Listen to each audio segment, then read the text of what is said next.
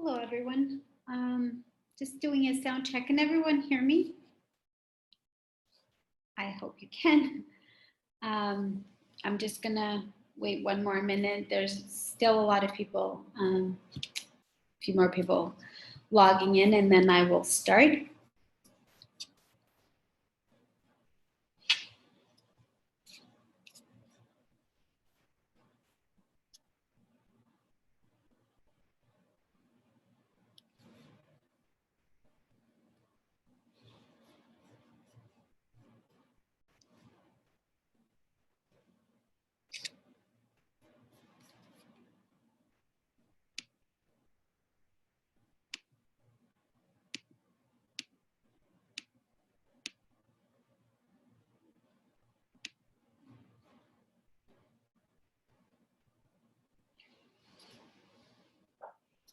Well, there's about half of us now, and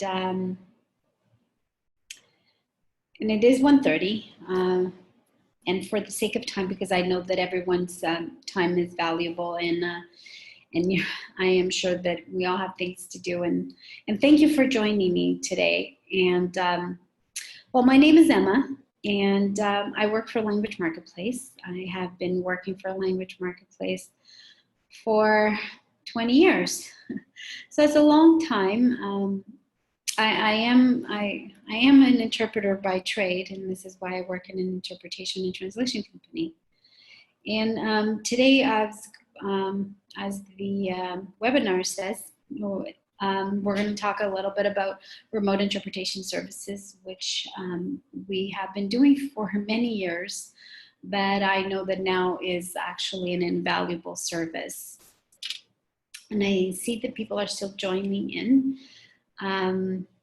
So I'm going to continue introducing myself until we start. I started working, I'm a Portuguese interpreter by trade, so I am not French, unfortunately.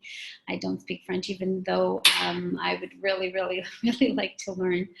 But then we have many interpreters that can do that for us very well. So let's start. For the sake of time, as we know, remote interpretation, there's so many options of, and we do this as we're doing this webinar, and as we're doing it in many meetings. And I know that, for example, Zoom has become very popular lately, the last few weeks, and actually since January, its stock went skyrocket high. So we should have all, in hindsight, maybe bought stock. I know I didn't. But primarily WebEx was and is still one of the platforms that both the federal government and government agencies use. And the reason they use it is because of the security. It is a Cisco-based platform. It does offer lots of security. It did from day one. Zoom, we all saw a little bit of on the media a few weeks ago that they got hacked, but that was they're a free portal. When we're doing a Zoom meeting like now, and it's not a free portal. It has to be a paid subscription, and their encryption are as required by I know from the government of Canada, and their passwords that you can put in all our meetings, as I did on this one. The link was already included on the password, and there's a lot of more features. Today, I am going to advocate for WebEx and Zoom, just because WebEx, we have lots of experience using it, and Zoom, I'm finding that is really, really easy to use. Especially since November, that they've added the feature of and how to incorporate interpretation services, of simultaneous interpretation services. And I think it's become, and it's easy and it's user-friendly.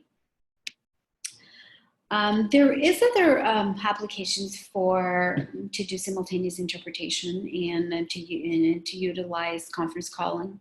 There's applications like Web Switcher, which is a company out of Quebec. who owns it. Then there's VoiceBoxer, Kado, Interactio. There's older versions such as Speakus. And all these are able to you can put a conference call and webinar together, but they kind of have to be in conjunction with an audiovisual company. So for example, Web Switcher, you still have someone taking care of the audio and monitoring the audio, and the interpretation services would come from, for example, for me, if we were doing Portuguese, I would be logged into their portal, but it would go into a switch on site. So, and if not on site, then it would still have to be manned through them, through their office, so then it can be broadcast. So even though this is a great option when we can combine for when we're able to do meetings on site, and hopefully soon again, but and the benefits of this would be that the interpreter can still be not on site anywhere in the world, and or anywhere in the country, and then therefore you would save on costs of accommodation or travel if needed and so forth. But I find them that they're a little bit cumbersome just because you have that added time that you have to, it's the added layer that you have to engage with the audiovisual company in order to receive the service. And that is something that you don't have to do when you use WebEx or Zoom, or when you're using Meeting to Go, or even Skype and so forth. So my theory is, why have that extra layer of complication when we really don't need to? So another thing is that 100% web platforms such as WebEx, Meetings to Go, Zoom, Adobe Connect, they're way more affordable to do meetings on. As you know, with Zoom, for example, you pay the subscription, and as well as WebEx, you pay the subscription based on your needs for it, and it's a monthly subscription, and that is how the service is provided. On the other ones, on Web Switcher, or back to Kado, VoiceBox, Interactio, they are all based on meetings. So you buy packages, and then those packages depend on how big your meeting you want the packages to be. So for example, there's a package for 1 to 4 meetings, or 4 to 10 meetings, or so forth. And that is how, and then it becomes more affordable actually as you buy the package, like anything else. So for practicality, Zoom. Let's just say that we're going to show you I'm going to show you how to add Zoom. For example, today, if you were to do a meeting and you're scheduling a meeting on Zoom, how you would assign an interpreter. It works with your mail, Outlook mail. You can download the app on your phone, also as a desktop. And I guess, and I'm sure you guys all know this. It has pre-recorded recording instructions on how to add interpreters. And I'll show you very quickly how, if you're doing a Zoom meeting, and how you would add our interpreters. Say that we're gonna add French and Portuguese today. So what we would do, you would go to you're on your Zoom platform, you're on your webinar, and so you're gonna schedule a new meeting as a webinar. And so we're gonna schedule one. And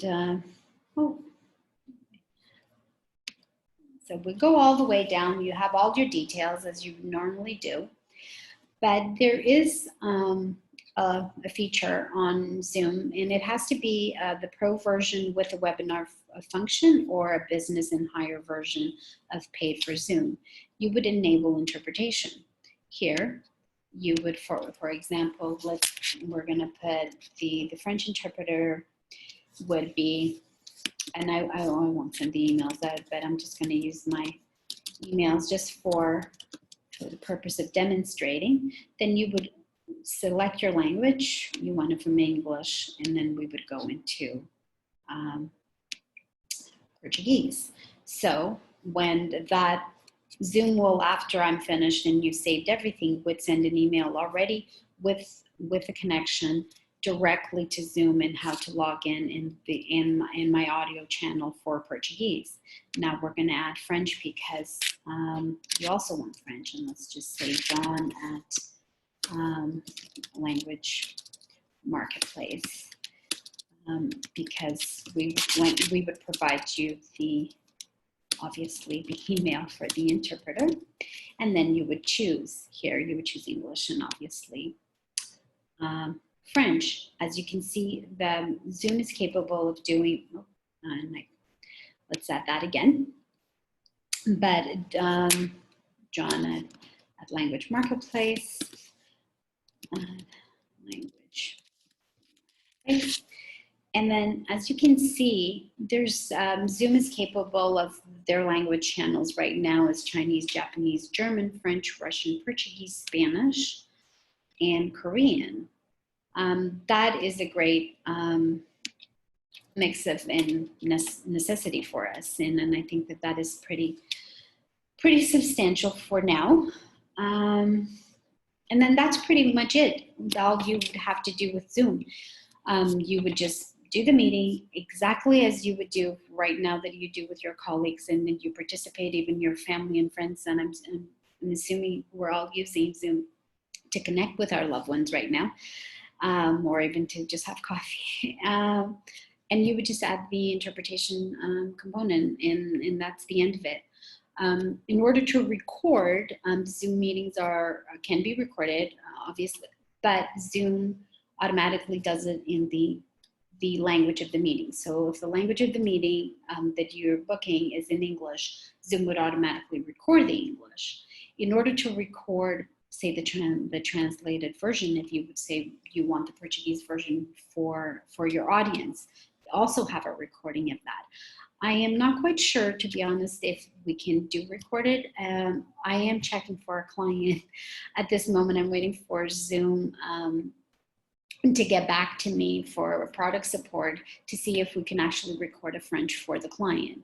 My idea is that I'm assuming we can, if you give permission on the setup of the meeting, to give permission for the interpreter to record that portion. So he or she would be, when they sign in to the meeting, they would be responsible to record their portion. So for example, the French would be recorded by the interpreter. Once the recording is finished, it would be sent to you. Then moving forward, I'm going to, next slide here. Sorry. And, with WebEx is a little bit different, and I don't know if many of you already have experience with WebEx, but with WebEx and what I find in our experience, when clients have difficulties setting up a conference call where interpretation, simultaneous interpretation is needed, is understanding how to set it up and how it works. In the same way, in principle that it works in WebEx, it works in Meetings to Go and Adobe. And Adobe Connect, I know that it does. And so with this kind of platform like WebEx and Meetings to Go and so forth, you actually need to set up two separate conference lines. So for example, in WebEx, you need two lines. So you're essentially having two conferences. One is to listen, one is used for the interpreter to listen in the English and for your English participants to be on that conference. The information that we need is the phone number, obviously, for that particular conference, and obviously the ID. Usually when we're setting an English and French WebEx, the client, the host, you would be the host, you would hold a moderator pin for the English, and of course, all of the participants are in mute, just like in every webinar. And then, the interpreters usually hold the moderator code for the French line. It's just that it's easier. I find it, and this is what the clients have found in the past, it is easier for us, the interpreters, just to monitor that line. So the the interpreter would have both. So the French interpreter that is going to be providing interpretation services in French would only listen and mute your conference in English that you have set up in English, and then provide the interpretation on your conference line that you set up for French. Your participants are listening into the French line and will be listening into the interpreter. The interpreter is the only one that has access to both the French and the English, the two conferences at the same time, and by using two phones. Your participants get to log in to whatever conference that they want to participate in. It's simply easily, the majority of the federal government departments do it. There is kind of it is a little bit confusing when we first started, because we're always so used to sending a conference call and then you put language in the middle and you go, but how does one listen and how's the other one? And then are they not in the same conference? In reality, they're not, because they're in two separate lines and they're in two separate meetings, but you're still having the same content and then it's being shared at the same time. So you're kind of having two different meetings run at the same time. And question and answers are usually handled in WebEx, by my experience, is through chat. So say the French participant had a question, the moderator would see the question, the interpreter would in terms interpret it, and therefore both conferences can benefit from the answer and the question of that. That is what it makes it. Going back to Zoom, what Zoom has done is that they eliminated these two lines. Everybody is in one, everybody gets booked into one system, and the interpreters are just handled on the background, and the person making the meeting and putting the meeting together doesn't have to worry about the two lines. Again, with WebEx or To Go Meet or Meetings To Go and Adobe Connect, and there's a few other meeting conference platforms on the market. Usually the French participants are, again, given the access to the French line, and the English participants are given the English line. For fully bilingual meetings, though, the two interpreters are assigned, and they manage the line separately as needed. One will do into French, one will do into English, and they're both on opposite. They're both logged into as their interpreting line separately. So the interpreter that's doing English into French will be only in the English conference listening, but in the French conference he or she is interpreting. The other interpreter will only be listening in French line where the conference is, and will be interpreting into the English line. I hope it makes sense.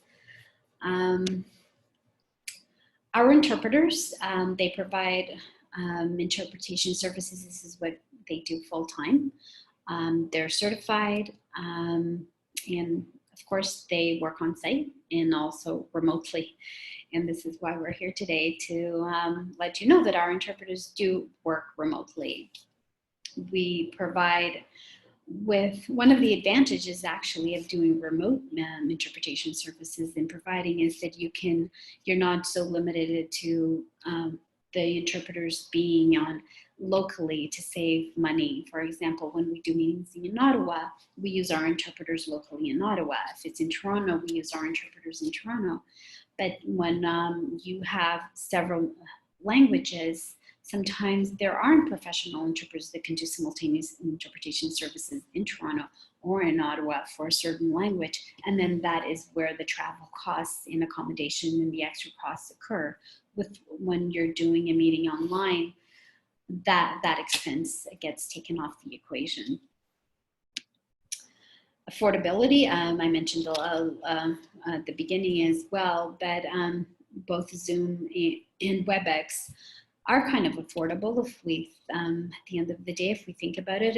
Zoom and WebEx start about, what, $27 a month for a pro account, and then a little bit extra when you want to add the webinar component. For other platforms, when they're in conjunction, like VoiceBox or Webmaster, they can start about for $250 per meeting, depending on the package that you're going to choose. And now I talked actually a lot already. I know this was only half an hour. I don't know if you can, if you would like to do a question and answer in period. I'm happy to answer any questions if you want to send them over to me. Also, I just wanted to let you know that if you do book you can obviously email us. And if you do book, I see someone here and said, can you share the slide deck? Yes, I can actually. Oops. I can't share the slide deck. I am going to share it with everyone that was on the meeting and that had also registered. I also wanted to mention that if you are planning a WebEx meeting, and this is your first time, or a Zoom meeting using interpretation services, we are, and you've never done it before, well, I'm willing to let you to have a test run after you book the meeting, the date, and the interpreters are booked, and have a test with the interpreters, how it's going to work. With webinars, you can do it you can test run it as many times as you want on your end, but with the interpreters, we will offer you the services of the interpreters prior to your meeting, so that you know that your meeting is going to go okay at no extra charge. And you can just, when you ask us for a quote, you can just say that I said so. I have a couple more questions. Can you describe the user experience in Zoom in a webinar in English and there is a French interpreter? How do you see the French? Yes, and of course from interpretation services.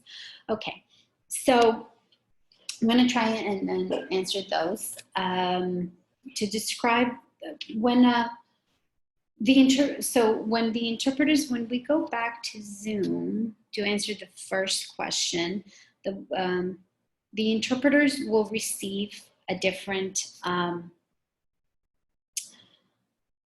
link to register for the conference, and that is where their sound is going to be. So your participants, when they're logged into the Zoom meeting, when the interpretation module is logged in and you have interpreters, as I showed when you put the interpreters in it, they will have the option, a little pop-up option will come up and say what language, and it does let you select. Your participants will be able to select if they want to be listening into English, if they want to be listening into French, if they want to be listening into Portuguese, if that's what you're offering, and it pops it up automatically.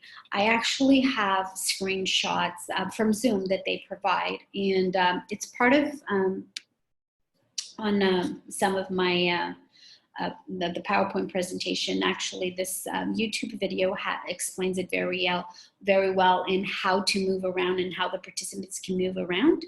And I can also forward to you, and I was planning on it exactly step by step how to book the interpreters and how to schedule the interpreters while you're in the Zoom meeting. When it comes to the question about the cost to us isn't any different than any other conference call. Our rates for, it depends, if up to two, when it's just a small conference call, is $490 for that call per interpreter.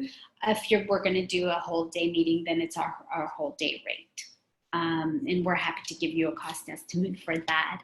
Our rates don't vary from if we were on site, except we don't charge you for travel or any other per diem fees that would apply if they were on site. Yes, you can just guess your numbers cost a day, and so the cost a day, the average cost a day, if it was a day event, you would have like any normal event. you would have 2 interpreters, and our cost is $7.90 per interpreter, plus taxes, obviously.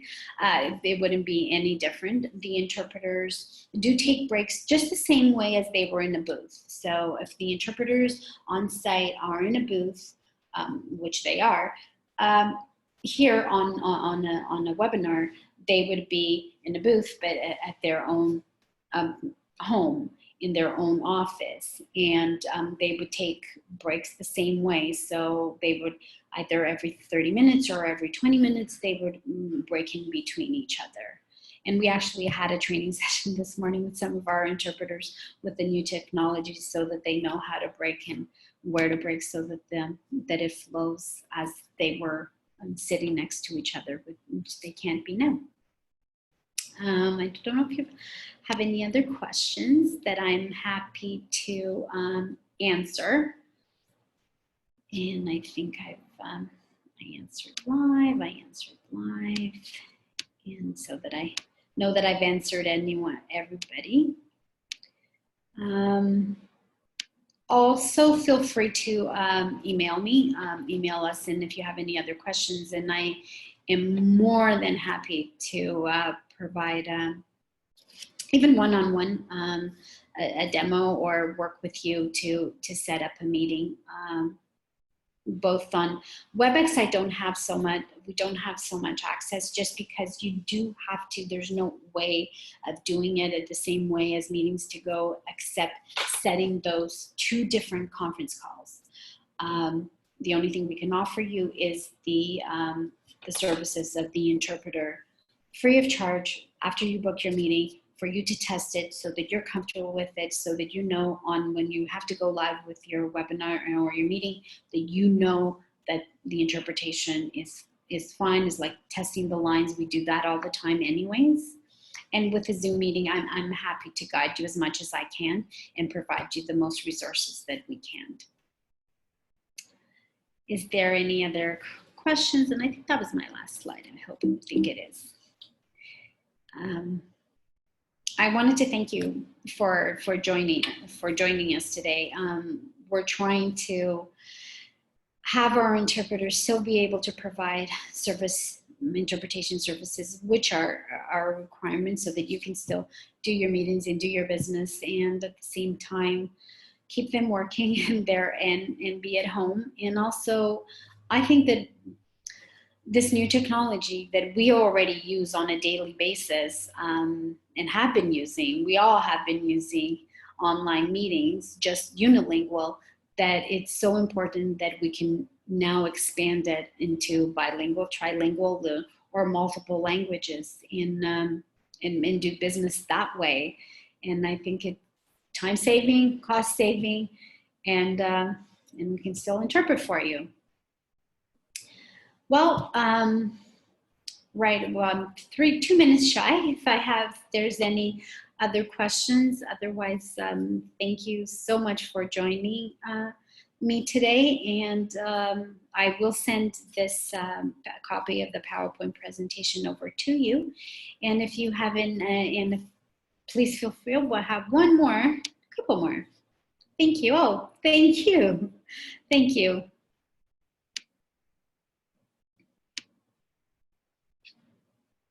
Have a wonderful day, everyone. Thanks for joining.